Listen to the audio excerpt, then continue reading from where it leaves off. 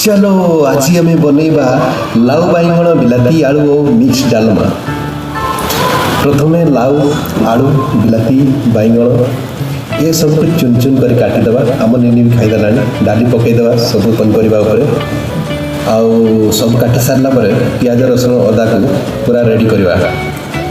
Gas flame रे pressure बसईदेवा तापर तेल पकई से फुटण पकईवा।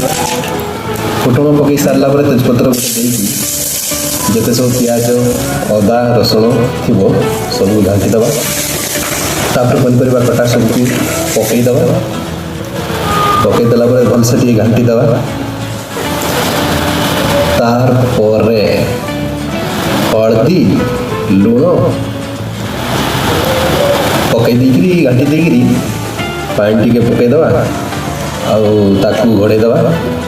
घोड़े सारा सीटी मार सीटी मारला देख सीटी मार सारा उठे देकरी गढ़नी को उठेदेला आउ थे घाटी देकरी आउ थे पानी टे ढाड़ी आउ थे किसी समय बसईदेवा खाली सेमती घोड़ेवा ना।